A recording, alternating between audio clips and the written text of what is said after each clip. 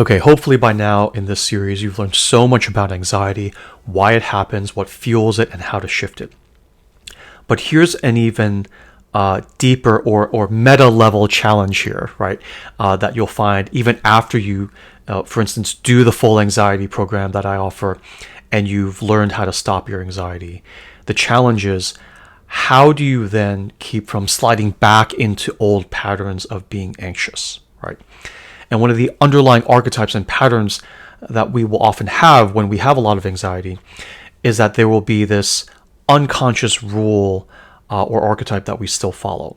And the unconscious rule says the following. Regardless of what you're worrying about, you must continue worrying in order to stay safe. It's almost like a superstition, right? Even if I have nothing to worry about, I still want to concoct something, manufacture something to worry about, because just the act of worrying will help me feel safe, right? So the rule you could almost express as, if you stop worrying, if you let go of anxiety, something bad may actually happen, okay? And so to counter that, let's rewrite that rule right now in 3 steps. Step 1 is to complete the following sentence. So if I stop worrying and being anxious, then what will happen is blank, right? So complete that sentence. What will happen? What's the worst thing that will happen if you stop being anxious? And whatever comes up in your mind, write that down. Some examples of what people have written when I've done this work with them. If I stop being anxious, I'll let my guard down and get hurt, right? Another example is, if I stop being anxious, I'll lose my motivation and stop achieving and fail, right? Where I use my anxiety as a kind of whip to get me to actually get things done. A third example is, if I stop being anxious, it means I don't care enough and I'll be a bad person. Okay, so this like soul-eating anxiety is actually a badge that I'm a good person. So if you let go of the anxiety, you're not a good person anymore, okay? So find your own example of how you actually feel by completing that sentence. That's step 1.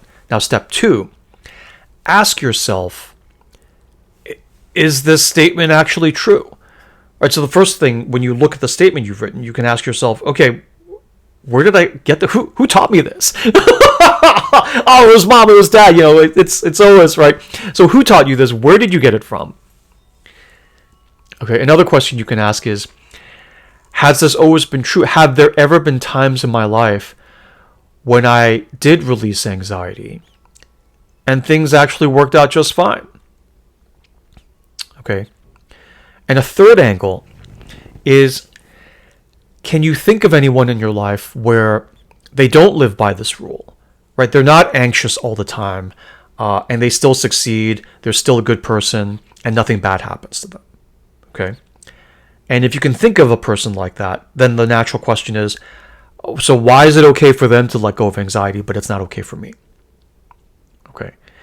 But the reality, of course, is that it is okay for you to let go of anxiety.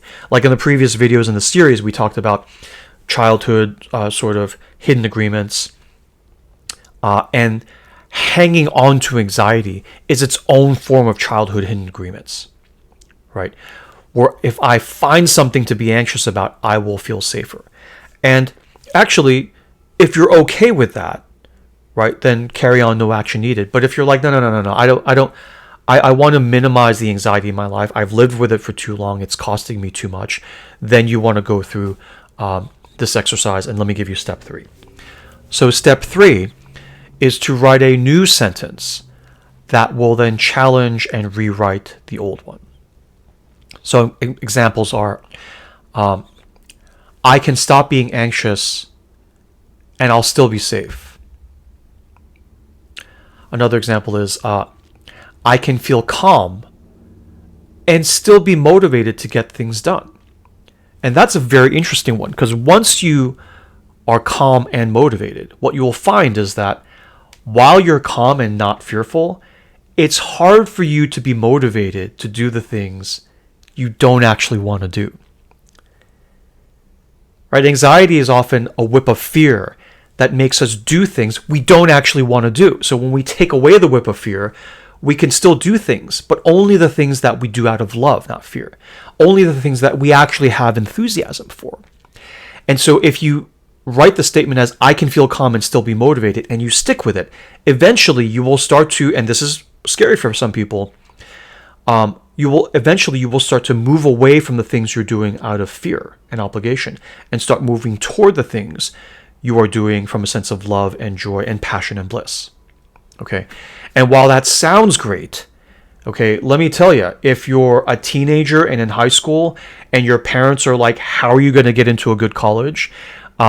You may not feel the freedom to do the things you love from enthusiasm. You may still feel the need to do the things you feel you're being forced to do or obligated to do from a place of fear. Okay. And that's a deeper question that we get into in the program as well. Okay. Another example of a statement you can rewrite. Letting go of anxiety doesn't mean I don't care. It actually means I trust myself. Okay, so I cannot be anxious and still care and still be a good person. Okay, so those are the 3 steps. In this step 3, you want to find the statement that when you read it out loud, your body actually calms down. When you're like, I can stop being anxious and still be safe. I can still feel calm. I can feel calm and still be motivated. I can let go of anxiety, and it doesn't mean I don't care. It means I trust myself. And you read those, and you're like, okay. And that calming down is often a body signal that the statement is true. Okay. So when you read the statement and your body calms down, it means the statement is true. You may not believe it from a place of trauma or fear or anxiety or whatever, but it is true. And you stick with it, and everything will start to sort of realign around you. Okay. So that's the quick exercise for a bit of a cheat code around anxiety. And in the full Calming Anxiety program, we obviously go deeper into all the techniques to fully rewire all of these beliefs for good. Right? But for today, just start with this one shift, do this first exercise. And then if you want to do the full program, the link is in the description. And as always, if you have any questions, you can email me, you can DM me, or leave your question in the comments. Thank you so much, and I'll talk to you soon.